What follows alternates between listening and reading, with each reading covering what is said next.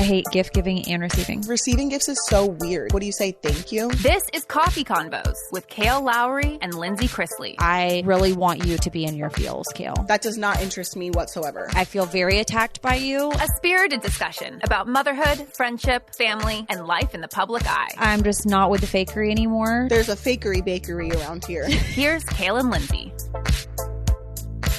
Hello, Coffee Combos listeners and Lindsie. Good morning. Hi. You were late by 1 minute and you're not going camera on today. I'm not going camera on today. I had no help this morning whatsoever. Had a terrible night last night. Will just got here to pick Jackson up 1 minute ago, which is why I was 1 minute late. My schedule was also not scheduled accordingly for me to be able to get in my bathroom to shower because I was over scheduled for someone to come and look at tile that has been here to look at tile 6 different times. So I was unable to shower this morning. Time out. What do you mean look at tile? Like, is there something wrong with your tile? Yeah, it's been going on since I moved in here. And then I've been crying for the past 30 minutes. So this is the ongoing problem that you talked about a long time ago. Yeah. And like my tile is cracked from my floor to my ceiling and my shower, which is pretty much brand new. They've been out here countless times to look at it. And what they're trying to do, I think, is to save money by not ripping out the entire shower, which they've said multiple times at this point that they're going to have to do. And they keep coming back or asking to come back to try to match up other tile that doesn't match, because the tile that's in there, although it's like white subway tile, there's still different dimensions of white subway tile. So all the time that they have been taking to come out to these separate appointments, they could have just ripped out the shower and been done with it by now. Yes. And the problem is that now we've run into summertime. I record out of the house. I have Jackson at home on Wednesdays and Thursdays, which typically are not recording days.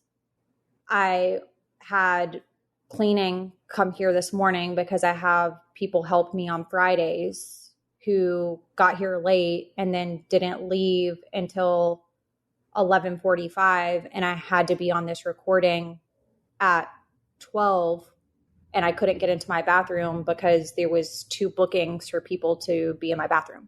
So we're going to make the best of this recording. We're going to do the best we can. We're going to try to make people laugh. We're going to make ourselves laugh. And I mean, at this point, it sounds like there's nothing that can be changed right at this moment. So we're just going to make the best of it. Correct. Question for you. Possible answer. Have you ever gotten, okay, it's like meat wrapped in mozzarella. Yeah, I love it. I literally get it all the time. Okay, but do you get it all the time from like Costco or Sam's, or do you get it from like the regular grocery store?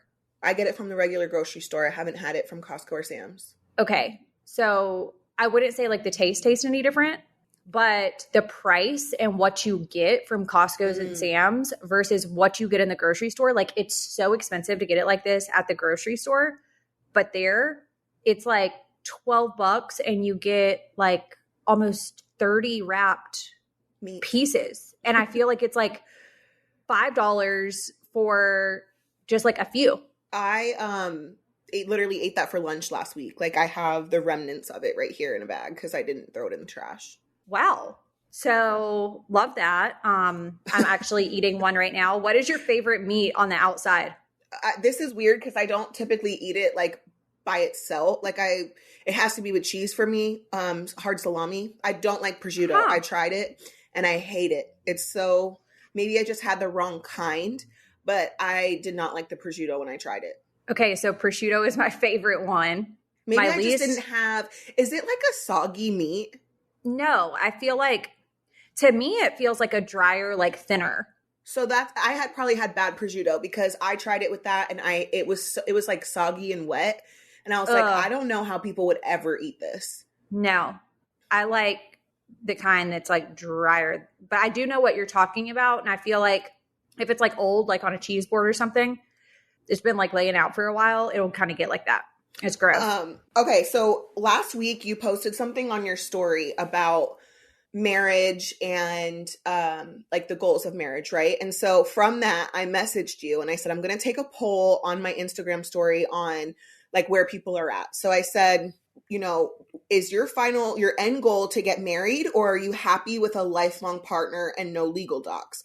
There was 22,651 votes on my poll, and 45% have the goal to get married and 55% are happy with a lifelong partner. So I thought that was really interesting because you and I have had sort of at certain times have aligned thoughts on marriage, and then certain times we're a little off, which to me it's like having babies, right? Like one day I'll say yes and one day I'll say I'm done forever. So like I changed my decision like I changed my underwear. Mm-hmm. So I feel like I went through that phase of I will never involve the government in a relationship ever again when I first got out of my marriage. But I'm imagining that most people do go through that at some point. Just like back up and think about all of the feelings and emotions that you had when you were getting out of the marriage with Javi, and how much your mind has probably changed since then, although you still maintain that you don't want to legally get married again. There's just like a lot of processes through that. And I think I was married so young initially that I would just hate, now without therapy, I don't think I would ever have arrived to the point that I'm about to make. But I just feel like there's so much more life to live. And why would I rob myself of that when I do believe in marriage? And I do believe in marriage, living in the same household. And I don't know that I want to do any of those things prior to marriage, because I did do those things prior to my first marriage and it didn't work out well for me. Now there's pros and cons of living with someone before marriage, right? Like you're going to learn a lot of things that you're not going to have to weed through when you actually do get married, which could be a huge benefit. But at the same time, I just don't know, now that I've lived, and you can tell me if you kind of feel like this too, it's hard to even think about someone moving into my current space outside of marriage. So for those of you who did not see Lindsay's story, it was an interview with a woman who was saying that she does not believe in living together before marriage and things like that because you don't have the same commitment level as you do when you're married. So if you guys move in together and there starts to be problems, there's no commitment holding you guys through the ups and downs before marriage, where once you're married, there's a certificate that kind of makes you potentially, or ideally, it should make you want to fight more. My whole thing is that I know so many couples that are married legally with documents and still don't take it seriously. So I think it truly depends on, the people, because I'm in a situation now where I think I would fight a little bit more just based on my experience, but I don't necessarily think the government needs to be involved. But I do agree with, to some degree, I do understand, living together would, maybe you see things that would cause an argument or bickering and things like that. But I would rather get through those before marriage so that I know what I'm getting myself into for marriage, because they say the red flags that you ignore in the beginning are the ones that are going to cause you to break up in the, later on. So I think it's a double-edged sword. And I think it really depends on what the end goal is. So if your end goal is to get married, that makes sense for you because you're going to fight through it based on the simple fact that you want to be married and this is your person. Where for me, I think without the paperwork, I would do that now. I'm doing it right now. Elijah and I don't see eye to eye on some things, and then we do see eye to eye on a lot of other things, but we're just in a place where we both want to be committed and we don't, not rushing into marriage necessarily. So I think it just depends on the person, the couple, what the goal is. You know what I mean? Well, here's what I think, because I don't think you're wrong. I don't think I'm wrong, but I don't think that you're wrong. And I think it's about perspective. And we were just talking about life perspective on the last episode. And I feel like it keeps coming back up. You went into that situation knowing that you don't want to get remarried. And so I think that it's easy for you to have the type of marriage commitment knowing that you don't want to walk that path again. For me, knowing the difference of, okay, I am just in a relationship with this person, but I have identified that I want to get remarried again. I think that changes the whole game if we're cohabitating with each other in a relationship outside of a wanted marriage. So what happens when, now this is also a double-edged sword, and I don't think there's a right and wrong or like perfect answer here, but let's talk about a blended family really quickly. So there's a blended family and you want to get married, but you've never lived together. What does that look like in terms of living together and making sure that not only the partners are aligned, but also the kids and the dynamics between the parents? Because as you know, you could parent completely different than your own child's father or mother. Correct. And then you have to blend this family, in a household. So it's not just the two people in the relationship, it's also all the children. So how do you make that work and make sure that that is aligned before you get married? Because that's also, for me, it would be a deal breaker if Elisha had children and my children didn't get along with his children. I wouldn't want to put them through that based on my own experience growing up. So like, what would be a solution there?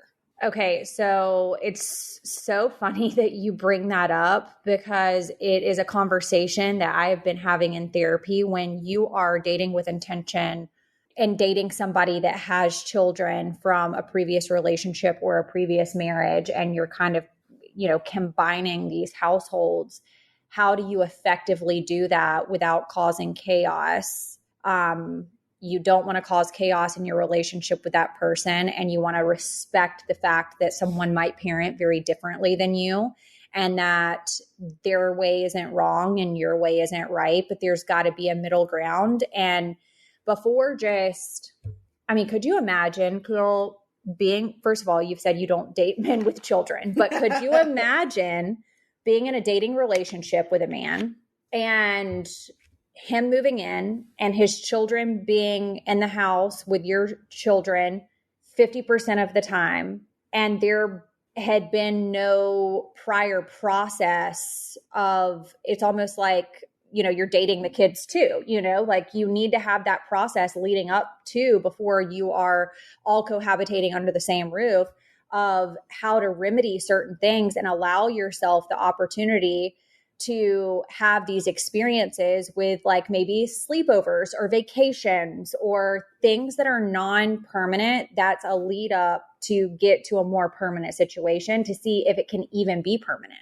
Right. Well, that's what I'm saying. So how do you do that without living together before marriage? Well, because I think that I'm telling myself, I think I'm doing it now with sleepovers on the weekends. Okay. I see what you're saying. And like a vacation or a trip and things like that. Okay. I see what you're saying. And when, with children, and even when they have like friends that are outside of the household, there's always going to be issues when you involve kids with anything, right? Like so-and-so touched my superhero, so-and-so was playing my game and doesn't know how to play Fortnite, or, it's like, it allows you, by doing the sleepovers and having them engage with each other in, the home environment, I feel like you can work through some of the problems ahead of time so that when you do make the choice, if you're going to get married and you move forward in life, that some of those things are already kind of like weeded through. And that's just part of, unfortunately, part of the process of dating somebody that has children and had a life before you. Right. I mean, that's true. I couldn't imagine, honey, at this point. I was just talking to my girlfriend. We were having a drink on my porch last night, and she was talking about just like the dating culture and how whack it is. And I was like, at this point, because I have lived now, next month will be 2 years. Can you believe I've been in this house almost 2 years? No, not at all. Next month will be 2 years of me being in this house. And I have become such a creature. I was always kind of like a creature of habit and like a schedule or whatever, but I definitely believe my dad used to say when we were growing up, when you get older, you become set in your ways and it becomes really hard for you to make those changes because why would you? Right. And so I'm kind of going through a little bit of that and also went through that with suburban dad, definitely, of like, I could never imagine us cohabitating under the same roof. We would be like, have you ever watched the episodes where Courtney was like, she would live on Keeping Up with the Kardashians or their new show where she would live at like one house and be married to Travis and they would live like at another house and they would go in between because it would be really hard. That's what that situation would have been for me. Did they still do that? I don't know if they did, but I wonder. I'm like, okay, well, is that successful? Like, I mean, I know it's not very traditional, but at this point, what am I doing traditionally? So I follow this couple on TikTok that has a blended family and they live in a duplex. So what? Yeah. So the dad with his children live on their side of the duplex and then the mom with her children live on her side of the duplex and they do sleepovers sometimes. I forget what they said their schedule was. And then the kids, they eat dinner together when they have all their kids together. But they just because of the dynamic of the kids and making sure everyone feels heard and having their own space and things like that, they didn't want to like fully move into one space. And so they have 2 master bedrooms, 2 kitchens, 2 everything. And I think at first people were kind of being a little hateful, but I think it mostly came from curiosity more than anything, at least on my end. Like I thought it was really interesting, but if I was to ever date someone with children, I could definitely see myself doing something like that because I like to just have my own space. And I don't know, I just thought it was really interesting. If I can find them, if people who are listening to this podcast might know who I'm talking about, if you do, share it in the Facebook group so that Lindsie can see it because I think it would be really interesting to see Lindsie's reaction to it. For sure. Coffee Combos Podcast is sponsored by Better Sleep. I want to mention this app that I've been using that features over 200 soothing sounds and a range of smart features to help you sleep faster, deeper, and for longer. So you can explore audio tracks from categories such as ASMR, brainwaves, meditation, stories, and more. This is great for me and the kids. You can use a pre-made soundscape mix or combine your favorite sounds, color noises, and melodies from Better Sleep's expansive library to create your perfect mix. And I know everyone is different, so nobody's going to look the same. I absolutely love this app because you can take it anywhere you go. So like if you're not sleeping at home, you don't have to worry about like taking any type of device with you, which is great. And my child is super into ASMR right now. Are any of your kids into it? ASMR? Oh yeah. Yeah. And I'm totally not. I'm more like, I need like meditation and I like white noise. So that's more me. But this app was named Apple's App of the Day over 65 times. Editor's pick in the Android App Store and 55 million downloads and counting. High quality rest, we all know, is vital to our mental well-being and physical health. And I need some sleep. So I think I'm going to get on this app and take me a little nappy nap. That's what we all need. So when you sleep better, you feel better, improve your quality of life in as little as 1 week. Download Better Sleep from your App Store or Google Play. That's Better Sleep on the App Store or Google Play. Can I tell you something that I saw when I was scrolling through Facebook? Yeah. Okay. Daily News reported wife burst open husband's testicles by smashing them in their wedding photo album after she catches him cheating. Tell me why I screenshotted that. And she is so proud of herself. Oh, she's smiling. First of all, she's very pretty. And second of all, she's smiling. She knows she's the GOAT for that. Oh, and like, I'm pretty sure she's wearing a push-up bra in her, I don't know if that is her like mugshot. Has to be. This has to be her mugshot. But I'm pretty sure it's her mugshot. Very chic lady. She's 33 years old. She thought she was happily married, has 2 kids with her husband, dog, 2 cats. From the outside, you would have thought they were just this happy, thriving couple. She stays home with the kids. Her husband's a realtor, and it wasn't unusual for either one of them to surprise the other with little gifts, such as lunch on a busy day. And a surprise lunch was what she thought that she was going to bring her husband.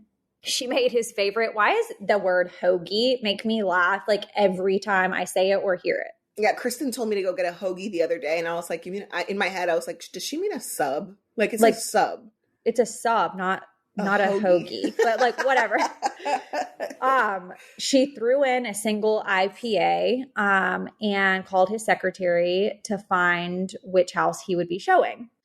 At about 1 p.m., she pulled up to this beautiful home parked behind her husband's car, heard chatter coming from the backyard, and being the curious person, she took a peek. He was face deep in what turned out to be the future homeowner's vagina.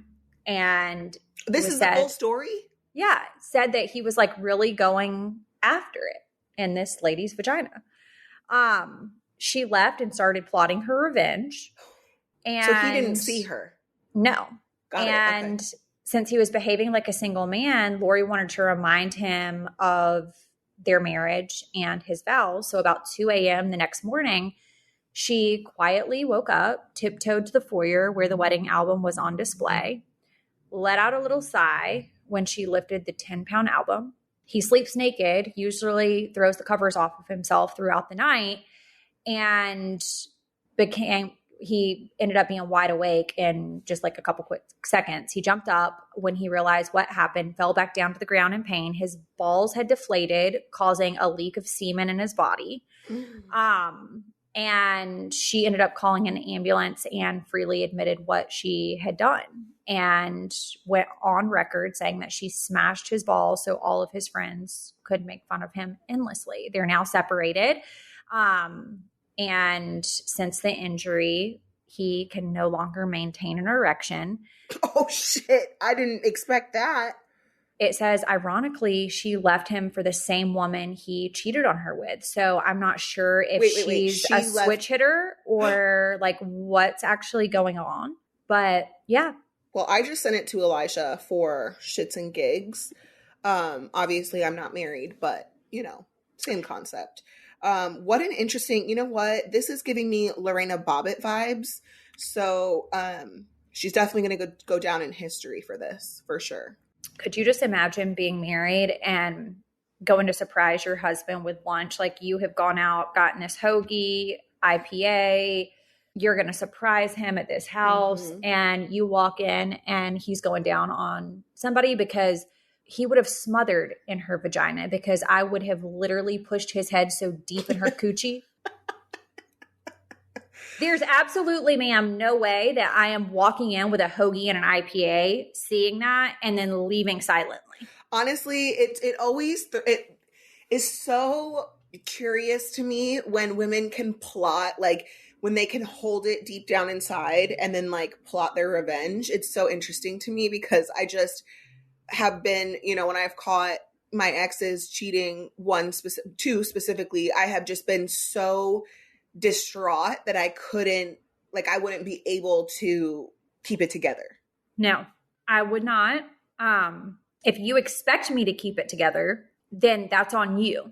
And that's a you problem. And I don't know that any man that has signed up to be with me, actually, we do know one that signed up to be with me that was likely doing something very similar to that at one said day in August of last year. But needless to say, I didn't walk away silently. So there's that. Needed to ask you this question because I briefly talked about it on the Southern Tea and I just need like your thoughts. Okay, like appointments in the summertime. I hate them. I literally have one after this podcast. I'm going to go get my results from my sleep study. And not only is it 45 minutes to an hour away, but it's also at 2 fucking o'clock. So it's like the most random time, but that's all they had. I hate them. Like I literally hate them. Okay. I'm going to take this a step further. Self-care appointments when your children are at home and you don't have help in the summertime. Like I needed to get my coochie waxed yesterday if we're getting specific. And you had Jackson in the waiting room. I absolutely did. Yeah, I saw on your story. You got to do what you got to do. Mm-mm. And it's not like he knew what you were there for. Well, I told him I was getting my eyebrows waxed. Right. So he doesn't need to know any different. But the best part was he's on like this no technology streak. Okay. So he was like, what am I supposed to do in the waiting room? And I was like, well, I bought you a Kinder Egg, so it looks like you need to be building whatever came on the other side of that Kinder Egg because you're not getting a phone. So he and this other little girl are sitting on the couch. Jackson's on one end, the other little girl's on the other end of the couch. And I'm just like, they absolutely have no idea what's happening to their mothers right now. They're screaming out, Kelly Clarkson. No, I'm just kidding. But we go to walk in, and you know how there'll be like the specials decals like on the outside of certain businesses' windows? Yeah, like the sales or the... Yes. Yeah. So it says special deal, $45 for men, $75 for women. And Jackson goes, we are just so lucky because everything's cheaper for us. Why and I'm is like, that? First of all, do you even know what like that's for? Like that could be for a Brazilian for his butthole. That could be for a back wax. Like, no, but why would it be cheaper for a man to get a Brazilian than a woman? I don't know. But like, what would a Brazilian be like for a man? Like they are around the balls would be tender. Could you imagine? That would just look like a fucking flying bat. Honestly, you should take Elijah for one and see what happens. Oh, and at those places, like I want to try to take like a video of like what's going on in there, but it says on the outside of the doors, it's like phones and videos specifically like prohibited or something like that. And I'm like, well, sorry, because you know, me and my kitty gang, we need to talk about this and they need to see exactly what this is looking like up in here. Okay. Wait, what do you mean about the You're not supposed to take like videos like when they're waxing you. Well, I better find one that does. And I want to take them. Well, you know what? This is why we need our own show so that we can take our men to go get Brazilian waxes and see what happens. Could you just imagine a man in there? Wait, have you ever gotten a Brazilian wax? Yeah. I told the story on this podcast. Okay. Oh, it was the one when you got on all fours, right? Well, that was my first Brazilian wax. I've had others since then, but I don't go anymore because I have an ingrown hair problem, so I just don't even bother. Listen, if we could create one product and go on Shark Tank and it be effective for like ingrown hairs, we'd be billionaires because 100%. Because men could use it, girls could use it, everyone could use it. Yes. But I'm telling you, it's so hard I feel like you have to be committed to one or the other. Like you either have to be committed to staying the fuck away from a razor completely down there, or you have to be completely committed to staying on a schedule with being waxed. Because if you ever have like a lapse in time and you think that you're just going to like shave it and it'll be fine, that's where you start creating the problems. And that's what I learned. Like, if I just stay consistent with the waxing and never put a razor down there, I'm okay. But it's the combination of the razor and the wax because supposedly it causes your hair to grow different. Okay. Well, that's good to know. I'm still not going to get waxed anytime soon, maybe like next year, but I'm going to see if Elijah will get a Brazilian. Maybe we can go together to be like a day date. All right, good money habits start with your very first paycheck. And if you just scored your first job, we've got an opportunity to jumpstart a healthy financial journey. So Isaac is about that age where he's going to start looking for a job next year. And I just think that's so crazy. But I literally spent last night thinking about how I'm going to teach him like financial literacy and just having a good quality financial journey. Could you believe that you have a child that is about to be old enough to, number one, start a job, but number two, to even think about him being on any type of financial journey? No, absolutely not. So with Chime, you're going to sign up and link a qualifying direct deposit. You get access to benefits like getting paid up to 2 days early. So for Isaac, this will be really great. And fee-free overdraft up to $200. And if you were anything like me in college, this would have also been really great. And with Chime, there are no monthly fees, no minimum balance, and no deposit required to become a member. So you can sign up for a Chime checking account today to link your paycheck. It only takes 2 minutes and it doesn't affect your credit score. Get started at chime.com/combos. That's chime.com/combos. Chime is a financial technology company, not a bank. Banking services and debit card provided by the Bancorp Bank N.A. or Stride Bank N.A. members FDIC. Early access to direct deposit funds depends on your payer. Spot.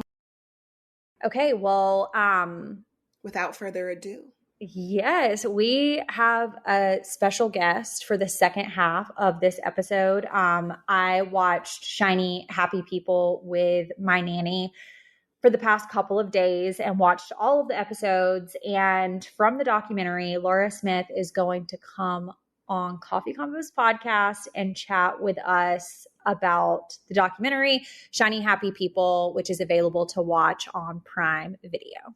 So I'm just going to read a quick intro. Lara Smith grew up in the IBLP and shared her experience in this documentary, Shiny Happy People, the Duggar Family Secrets. She has been working to find herself outside the expectations she grew up with. So this should be a very interesting episode, and I'm going to go ahead and let her into the podcast.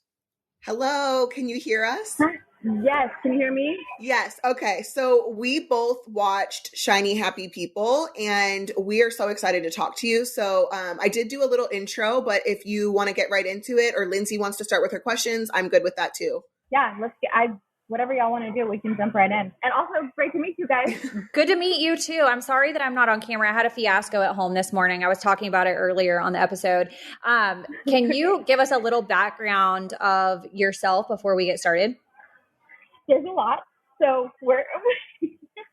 I'm 38 and I own an online craft supplies business that I run from home, and it's the best thing in my life. No kids, just dogs. I was adopted as a kid, grew up, as you could see, in kind of crazy way. Never went to college, and still made my way in the world, as spiders do. So yeah, that's pretty much what I got for you. Okay, so when members of IBLP first join or convert to this institute, I don't want to call it a church because in my mind it's not a church, but an institute. Yeah. How do the people adjust to these very extreme things that are in the booklet? So for example, just like sexual assault, blaming the victim, or hearing that members have assaulted women within the institute and just brushing it under the rug. So I don't remember if it was you or one of the other former IBLP members were talking about joining when they were 12. Yeah, that was me. That was you. Okay. So how do you adjust to those things, and how do your parents adjust to those things? Because I feel like for me as a parent, and I'm sure Lindsie can relate as well, I can't imagine my oldest son is 13 years old. I can't imagine him going 13 years, living in this like worldly way and then quickly changing him and converting him into this way of thinking and then teaching him that what they say is actually correct with the sexual assault and things like that. Yeah. So the key is we were already being raised in a very strict church culture. Apart from IBLP. So I was being raised in a very strict Southern Baptist church culture, and it is very similar to IBLP. So the leap was not that far. And so the whole thing of IBLP having such influence into churches is very true. Our church had IBLP people already in it, and they were kind of just putting this doctrine out. So I already knew it from the time I was conscious. I already knew this is how adults deal with things within this very toxic, world. And so I didn't come from a worldly, secular place to begin with. And this is exactly how Bill Gothard wants it. He wants you to go to the conferences, learn more extremism, and bring it back to your church and teach it to your church people. And so this is how it trickles down into a more accepting way of being okay with crazy things. Okay, so it wouldn't be like, I don't go to church. I don't even know that my oldest son has ever been to church. So it wouldn't be like us going to join the IBLP. It would be, more so realistic for people who are already in very strict church situations to then convert to IBLP. Yes, exactly. Okay. And that was Bill's whole thing, was that he didn't want to be called a church either.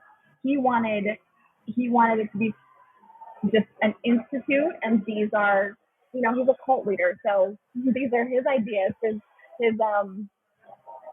craziness. And he wanted you to go into your regular Southern Baptist churches, whatever kind of church, and sort of spread his gospel the way he wants it done.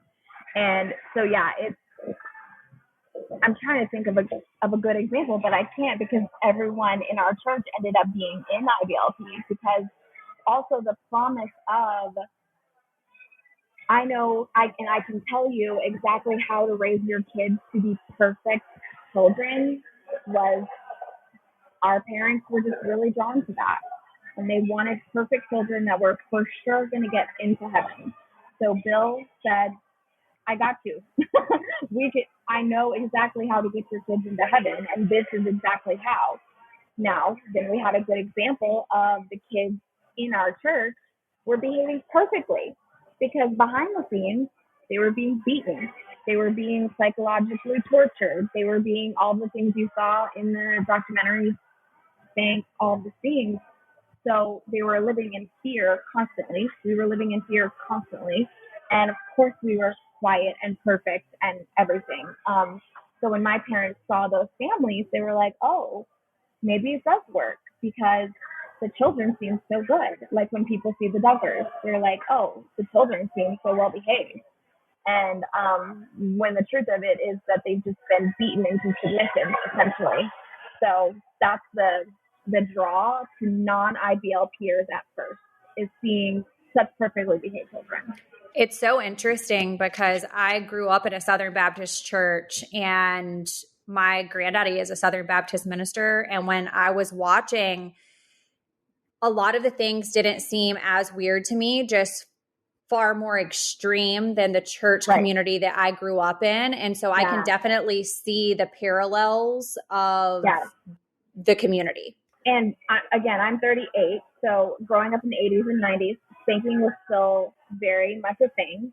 And so it wasn't that much of a change to, once we joined IBLP when I was 12, it wasn't that much of a difference in my home life.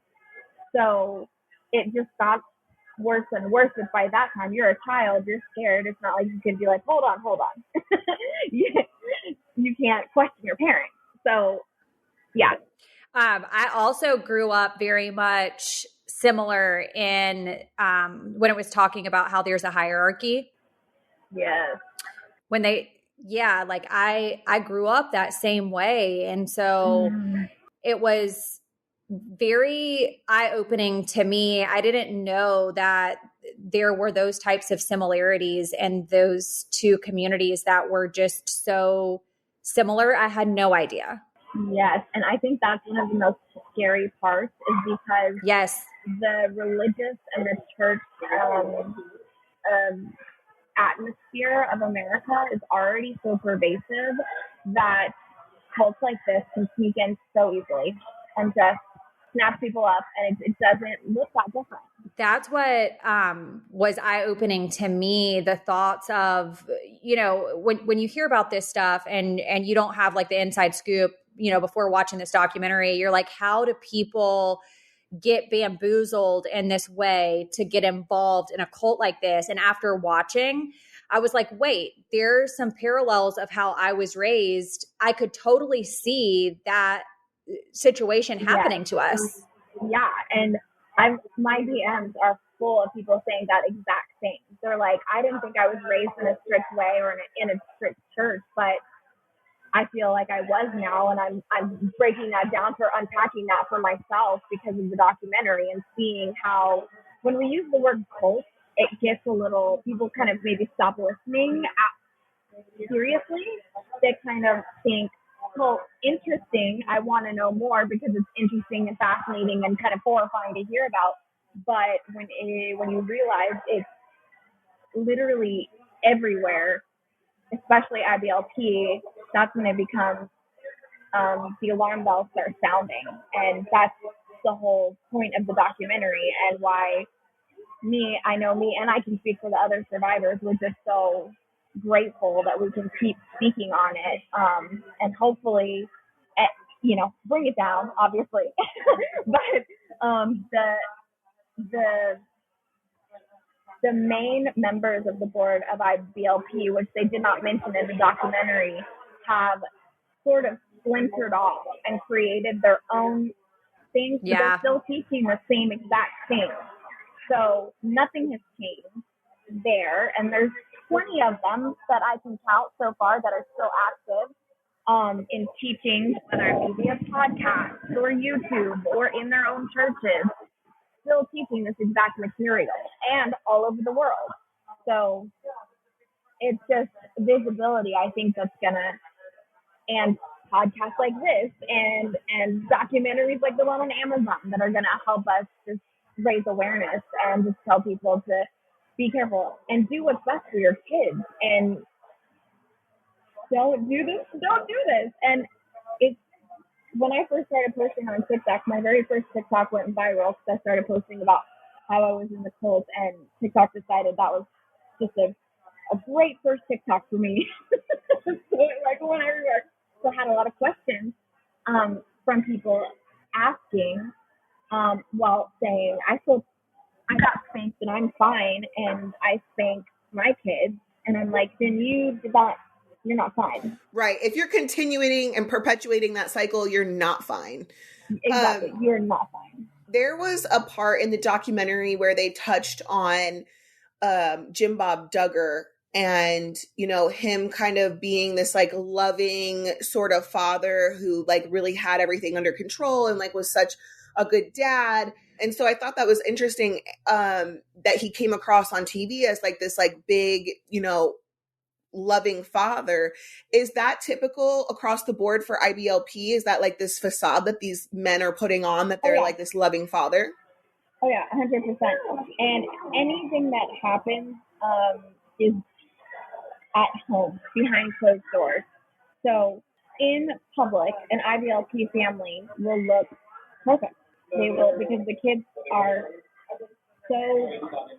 their spirits are so broken. They have no sense of self, and idea of like what a real childhood is. They can't be kids. No. They're like forced to be adults straight out of the womb. Exactly. I am in therapy, of course, and I mourn my non-existent childhood a lot, and it's horrible. And I don't know how any parent in 2023 could do that to their child. I mean, even just like taking the funds and the payments from the show Jim Bob, just raises so many questions for me, because how could you look at that and say that you're doing this for the best interest of your children when absolutely it serves no purpose for them? Because they believe it. I believe that he believes that because he is the leader, that he has the authority to make the decisions that he's making, and the children just follow suit because he has brainwashed himself. So is the Southern Baptist religion the same way, with the umbrella of authority, or no? Yeah. It is. Not so much, but yeah, and the umbrella of authority originated, the terms and the diagram originated with Bill. So he put to paper and terms what the Southern Baptist people were already kind of doing and pulling from the Bible their interpretation. And so when he put it in a visual and on paper, they were like, oh, perfect, we'll take it. Mm-hmm. So, yeah. And women are just okay with that? Like, they think that's just how it's supposed to be? Like, because they believe, sorry. No, I was just going to say, for your parents, when they decided to convert completely from Southern Baptist to IBLP, I guess for both, they were just like, yeah, this is the way we do it. This is what, as your mother, I'm going to submit to your father, and you're going to submit to me, and also ultimately your father. Like, that was just how it was. And women were just okay with that. Their interpretation of the Bible is that's how it is. So, yeah. He is to be the leader of the household. And I think you've got to look at more generationally, right? So you have where people have children who are born into that, who never knew any different from that way of life. And so it's easy to say, oh, well, this person was brainwashed. No, they are brainwashed because their parents were brainwashed, but they were born into the brainwashing. So then how do people like you, Laura, and other people who are ex-members of IBLP finally realize that this isn't right? Like, are you guys getting jobs outside of the Institute and like realizing that there's other ways of life? Or how are you guys kind of breaking that wall? Yeah, it varies from survivor to survivor. So by 17ish, I kind of realized there's something messed up here and I don't want to be a part of it. So when I was 18, I left home. And that I found a place to live. I found a job. So it was a struggle because I'd never had a job before. I hadn't dealt with the real world before. It was all very eye-opening, and yeah, it was crazy. Were you allowed to work in a regular job while part of IBLP, or were you not allowed to have like an outside job? No, definitely not, because that would influence you into bad things because of the world. So then how would you make money being part of, like, if a family was to have, 3-4 kids, how would the mother and the children make money or have income? They wouldn't? The father somehow, or a lot of people were in poverty, straight up. I knew several families who were in poverty because they have to pay for the homeschooling and the seminars whatever you guys were attending. Okay, so that makes sense. That's really heartbreaking. And what is the story? Has Bill Gothard ever come out and said why he was never married or had children? Because if that makes you closer to God, why does he get an exemption? He said it was God's calling for him to not have children or marry. So that if he says it's God's calling, it's God's calling, I guess. I mean, we don't need a family of Gothards from him, so that's probably in our best interest. Fact. Let's talk about Nutrafol. So if you're looking for visibly thicker hair and less shedding, but you also follow a plant-based lifestyle, Lindsie and I have the perfect fix for you. So we're talking about Nutrafol. They know how to address any of these problems, and if you need to, you can address all of them. They have a whole body health approach with their vegan supplement to help you feel better and look better in that order. I know that Lindsie and I have come on this podcast with our hair looking all kinds of ways, but ultimately the goal is for us to have visibly thicker hair. And did you know that hair thinning happens to approximately 1 in 2 women? Like, I can believe it, but I was kind of mind blown. I actually didn't know that. I didn't know women struggled with this as much as they do. Well, Nutrafol is here to help deliver results. And so many of my girlfriends take Nutrafol and absolutely love it. So their newest hair supplement uses 100% vegan natural ingredients to target root causes of hair thinning and promote healthy hair growth. It is the #1 dermatologist recommended hair growth supplement and brand, and it is physician formulated with 100% drug-free ingredients. So you guys just need to get on it. In a clinical study, 100% of women reported improving hair strength after 3 months and more scalp coverage after 6 months. So take the first step to visibly thicker, healthier hair. For a limited time, Nutrafol is offering our listeners $10 off your first month subscription and free shipping when you go to Nutrafol.com and enter promo code CoffeeCombos. Find out why over 4,000 healthcare professionals recommend Nutrafol for healthier hair. Nutrafol.com, spelled Nutrafol.com, promo code CoffeeCombos. That's Nutrafol.com, promo code CoffeeCombos. Since there was so much emphasis that was put on remaining pure until marriage, and also I can understand that because that also was the way that I was raised as well. How is sexual assault justified by members of the IBLP? For the sexual assault victims, were they still like deemed worthy of marriage, or was that kind of like off the table? Right. No one would talk about it. If there was like a young man wanting to marry a young woman who had been sexually assaulted, for one thing, it would not be talked about, and then the young man would never know. So there's no scenario where they would ever even know. There was a part in the documentary where they talked about Josh Duggar. The plan was for him to basically keep what he did under wraps and later confess to his girlfriend, who would then be his wife. So it would not be the same scenario if a woman was assaulted. She would not then turn around and confess to her husband after marriage. No, because again, well, Because it could be her fault. If it was her fault, then she would be it would be tarnished and her not fault. worthy of marriage. It's always her fault, and it would be because she was in sin somehow, and she brought it on somehow, or her life was just sinful, and so she brought it on herself. So in that sense, if she even ever mentioned it, which is unlikely, she would be punished severely within the family, and then it would just go into the family secret. Then the man would never know unless she told him one day. Who knows? But yeah. I just feel like, how is that healthy to any capacity for the victim, but then also for the relationship that they are choosing to sign up to get married to someone, and that's not even addressed. That part of their past is not even addressed. So how can you truly have an honest foundation if that cannot be addressed? Yeah, you can.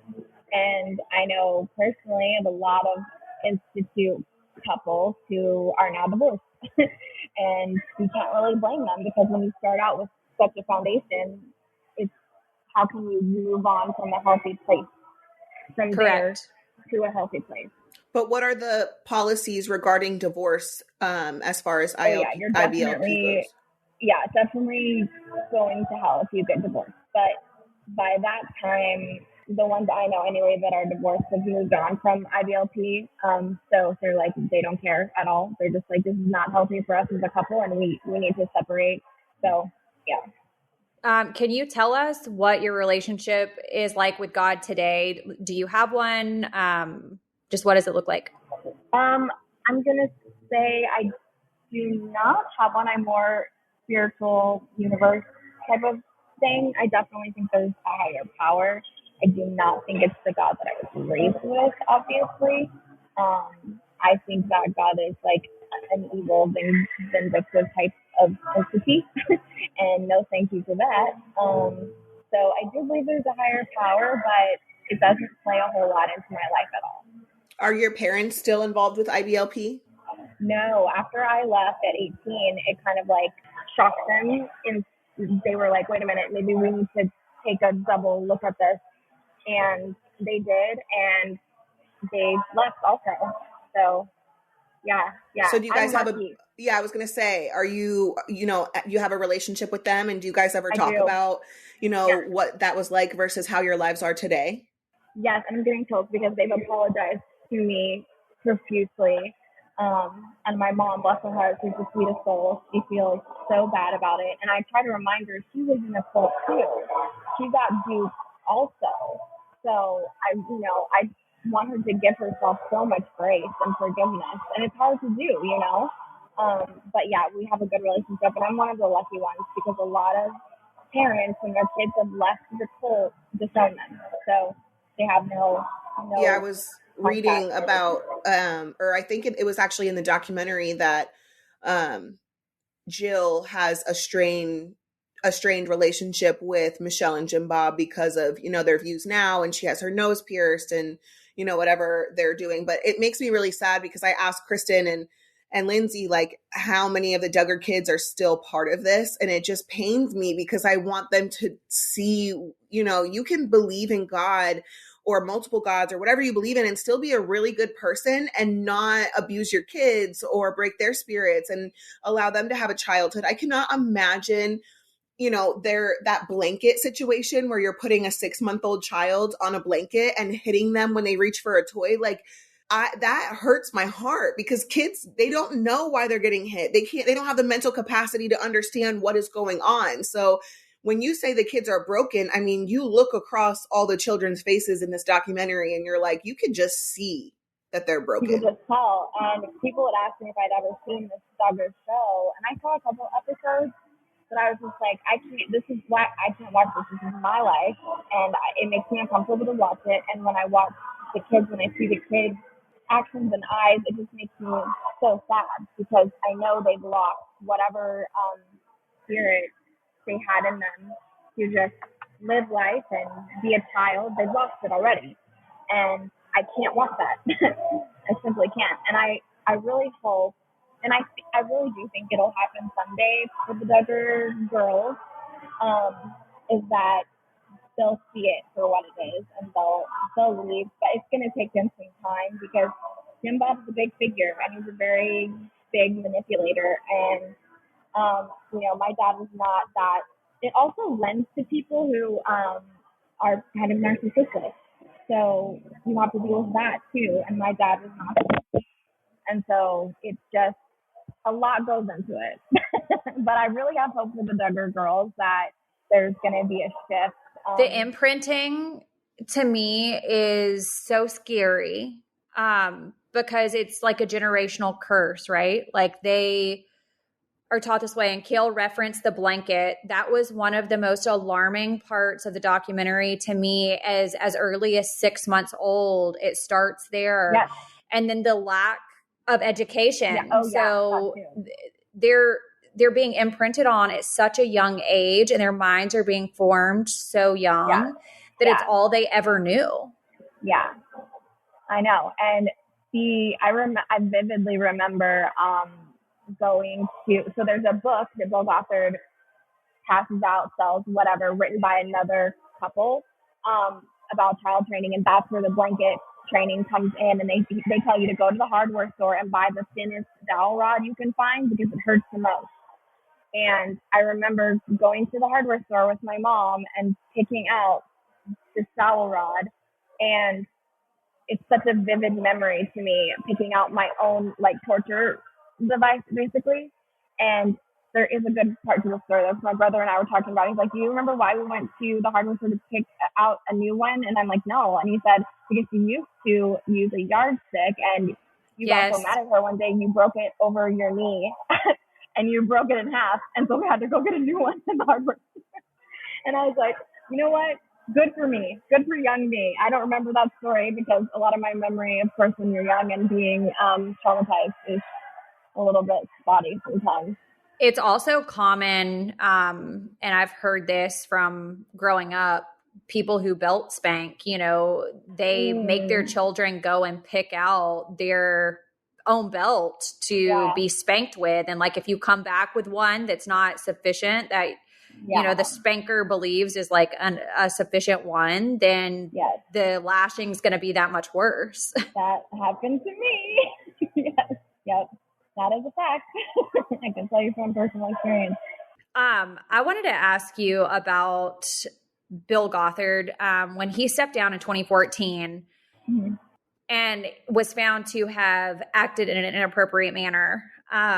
Did anything actually change, or did a new leader just come and replace him? Was this more of like what we would call like a PR play, right? Like he stepped down for that. They needed to get rid of him because he was bad PR.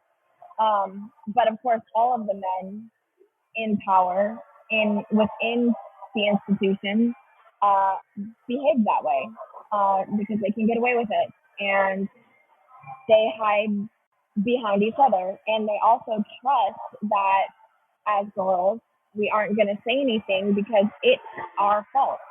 So yeah, it was definitely a PR thing. He still thinks he's the leader and whatever, but they want nothing to do with him. So that's so interesting. So did he still control a lot behind the scenes without being the face? No. There's a board. So he's always had a board behind him of about 10 pastors and other types of people, also very rich people who have helped in paying off victims and paying for Bill's lawyers and in my opinion, paying off law enforcement. That's my opinion only, of course. And so they protected him in that way. And the board still exists. Those are the people that I'm talking about who have kind of split off and are still teaching the doctrine in other places. So Bill has no control over anything at all. Very interesting. Well, thank you so much for coming on here and talking to us. Thank you for having me, because this is such a thing that we just want to get out there, that it's still happening. It's still going on. Just be careful and watch out, For sure. Let people know where they can find you on social media and where you answer questions, that the public might have. Yeah. I answer questions most on TikTok, and it's at The Pretty Basic. And I'm at The Pretty Basic everywhere. So you can find me everywhere. Perfect. Thank you so much for joining us. Thank you guys so much. I appreciate it.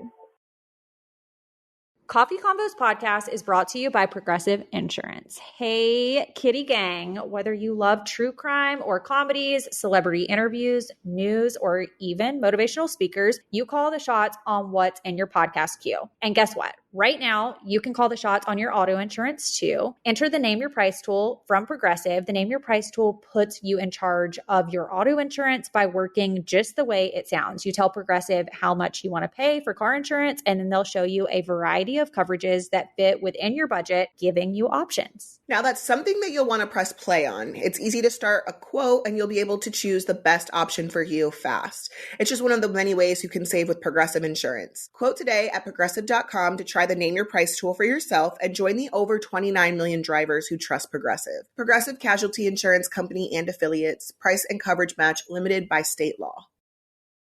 Okay, that was interesting talking to someone that's directly from IBLP. I have so many notes on shiny happy people that do I.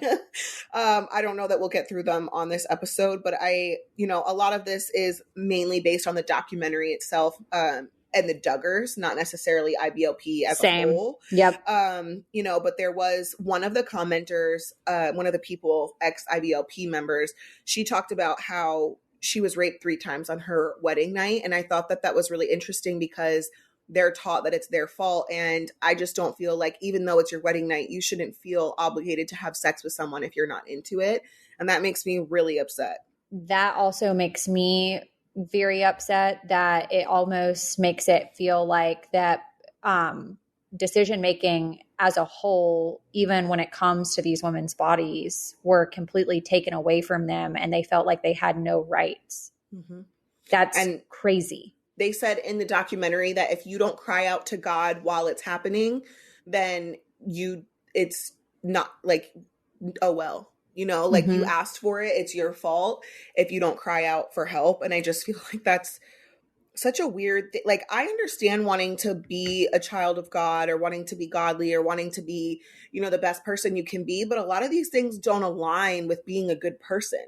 So that's what I'm not understanding. Like, where would Bill Gothard and other cult leaders want to lead people down this path of, it's like destructive behavior. It's horrible. It causes damage. It causes trauma, PTSD, CPSD. It's not even about being a good person. But again, I think that I have to go back to the generational issue, right? That it's imprinted upon them that they believe that these teachings are valid. They're valid. One thing that really was mind-blowing to me, and a lot of times in the Southern Baptist community, pastors or leaders of churches have lots of children. Mm-hmm. And the thoughts of having as many children as possible to glorify God, basically you just have as many kids as you can and you don't stop until your body tells you that it's ready to stop. What about your mind? What if your mental health tells you to fucking stop? Yeah, see, I can't really get, as religious as I believe that I am, I can't get behind that thought process. But there was something that was in there about birth control, and I wanted to talk to you about this and have never shared this even with my friends. So this is the first time I've ever talked about it.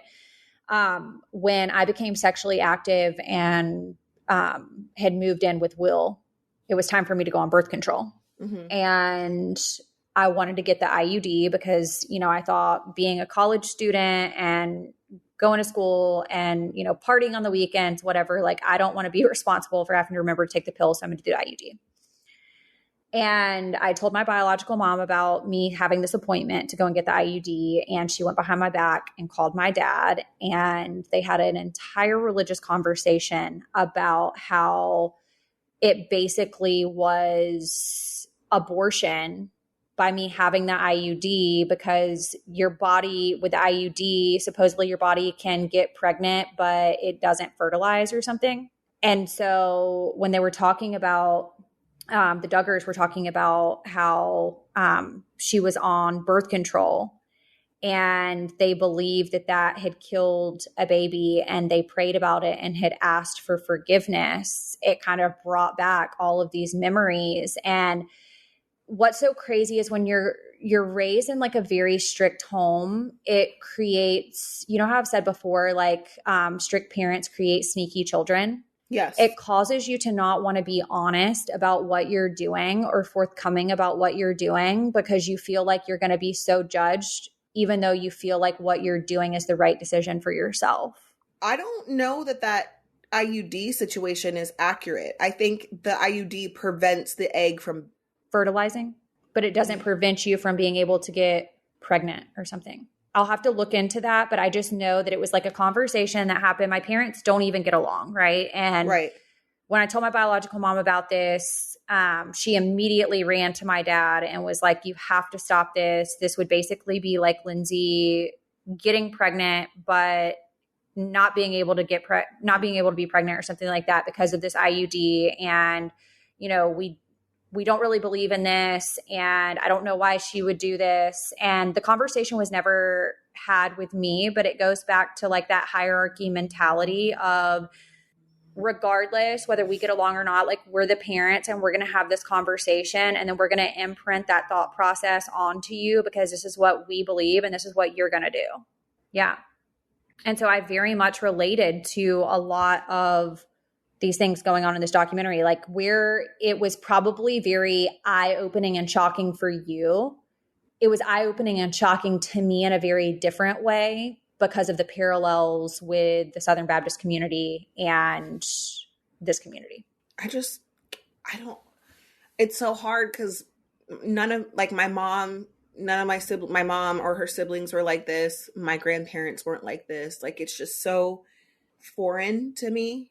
I don't even know what to do with the information, to be perfectly honest. Like when they were talking about this umbrella of protection, do you remember that? Mm-hmm.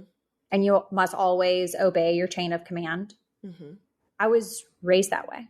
Like you always obey who came before you, like that, your parents, your grandparents, but like to a different level. Right. Yes. And I thought it was really, really interesting and really, really bothered me. I was equally as interested and bothered about the Duggars saying that they sent Josh off to help families build homes at this camp and that he was ministering, and how they never turned him in and never did anything, and how it was this hush-hush situation. To me, that is just perpetuating bad behavior. Right. And how would that not be?